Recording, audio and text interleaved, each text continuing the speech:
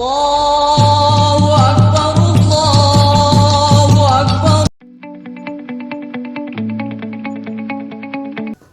Paman aqtahu faqad ahabbahu, maka barang siapa yang sudah diberikan nikmat agama, maka sesungguhnya orang itu sudah dicintai oleh Allah Subhanahu wa taala. Oleh karenanya kita bersyukur dengan hidayah ini Allah masih memberikan kita kesempatan untuk terus memperbaiki diri. Yang tadi disampaikan oleh Abah adalah berbahagia orang yang ditinggalkan Ramadan dan mendapatkan ampunan dari Allah Subhanahu wa taala. Amin. Jadi insyaallah tidak panjang lebar ya Bu ya. Dari ngaos mah singkat padat ya Bu. Uih nyanda ilmu nu manfaat ya. Berkat ya wah itu ya. Kita coba lihat dari temanya kembali kepada fitrah ya. Kembali itu sudah menjadi sebuah kosakata yang baku. Id ya. Id itu adalah kembali. Bahkan tradisi orang Indonesia itu adalah kembali mudik. Apakah mudik itu sesuatu yang ada dalam syariat? Ada kata saya. Karena sesungguhnya kita semuanya akan mudik. Mudik kepada asal kita. Ya. Ruh kita akan mudik kepada Allah Subhanahu wa taala. Yas'alunaka 'anir ruh, qulir ruhu min amri rabbi wa ma utitu minal ilmi illa qalil. Jadi ruh itu akan kembali kepada Allah, kembali akan mudik, semuanya akan mudik. Jasad akan mudik kepada asalnya. Fal yang duril insanu mimma khuliqa mimma indafik. Maka perhatikanlah manusia dari apa dia diciptakan. Mimma indafik, dari air. Ya kalau bahasa air itu bahasa yang di Al-Qur'an itu rata-rata tidak ada air yang mulia ya. Air yang hina gitu. Sehingga dalam bahasa Arab dikatakan nahnu awwaluna nutfah wa akhiruna jifah. Kita itu awalnya dari nutfah, setetes air yang hina, dan kembali nanti di akhir itu menjadi jifah. Jifah itu bangkai. Ya. Nutfah hanya setetes air yang hina, tapi kemudian Allah muliakan. Termasuk dengan Ramadan itu sesungguhnya Allah ingin menaikkan derajat kita, karena sebaik-baik kemuliaan itu adalah orang yang bertakwa. Inna akramakum indallahi atqakum. Jadi dimuliakan oleh Ramadan. Ya. Jadi bapak-bapak, ibu-ibu yang dirahmati Allah Subhanahu wa taala, mudik itu adalah sebuah keniscayaan. Makanya harus dipersiapkan. Kalau orang mudik dari Jakarta harus bersiap-siap. Kita akan mudik, maka kita harus bersiap-siap. Tetapi kalau kebanyakan orang sekarang lebih banyak memperhatikan sesuatu yang sesungguhnya akan ditinggalkan. Ya. Apa yang akan ditinggalkan? Harta kita. Ibu uih di dieu nya ningali anu aya di bumi urang. Ya, spring bed yang sudah kita beli, kulkas, dapur dengan segala isinya ya. Pertanyaannya itu akan ditinggalkan enggak, Bu? Ditinggalkan. Nanti malam kita tidur sama pasangan masing-masing ya Pak Alam. Dilihat itu istri kita, ya Allah gitu kan, kita nikahi itu adalah istri yang paling cantik menurut kita. Pertanyaannya akan ditinggalkan enggak Pak? Ditinggalkan. Suami juga akan ditinggalkan, rumah yang kita beli akan ditinggalkan, kendaraan akan kita tinggalkan.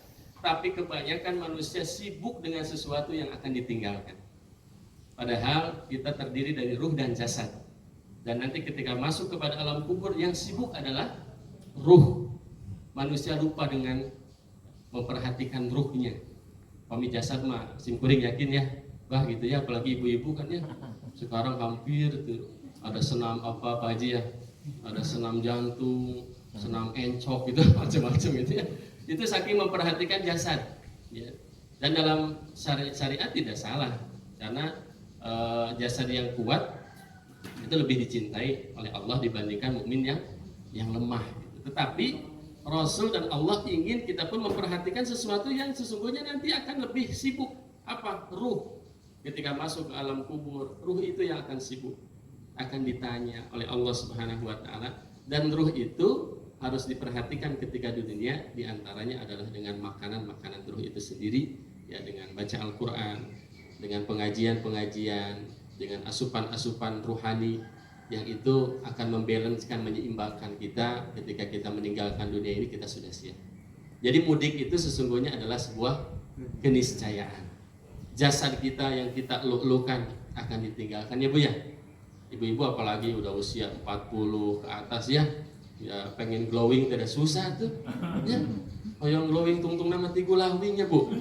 Tidak etos usia 40 ke atas mah. Maka Rasul itu menyarankan kita sering berwudu. Siapa yang ingin gurron muhajjalin kelihatan cemerlang muka wajahnya, maka senantiasalah dia mendawamkan wudu. Sampai-sampai Bilal bin Rabah Pak Haji, ketika Isra Mi'raj Rasulullah itu suara terompahnya itu terdengar di surga.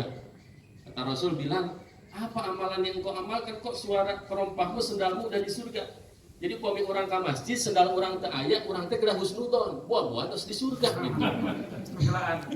Udah bilang lagi ini suara dari sana gitu. Jadi jangan sakit hati kalau sendal hilang di masjid. Bisa saja sudah di surga gitu ya. Amin. Dan ternyata kata Bilal, aku adalah orang yang senantiasa menjaga wudhu. Bahkan setelah wudhu itu sholat 2 rakaat syukrul wudhu. Jadi wudhu itu bukan hanya untuk sholat, tapi amalan yang bisa didawamkan salah satunya adalah dia dijaminkan oleh Allah menjadi orang-orang yang masuk ke dalam surga. Karena kalau orang sudah wudhu itu kan suci ya, tidak akan berbuat maksiat. Bapak Ibu yang dirahmati Allah Subhanahu wa taala, mungkin saya tidak bisa panjang lebar, yang intinya adalah untuk pengajian awal hari ini saya hanya ingin menyampaikan tentang kefitrahan itu sendiri adalah sebuah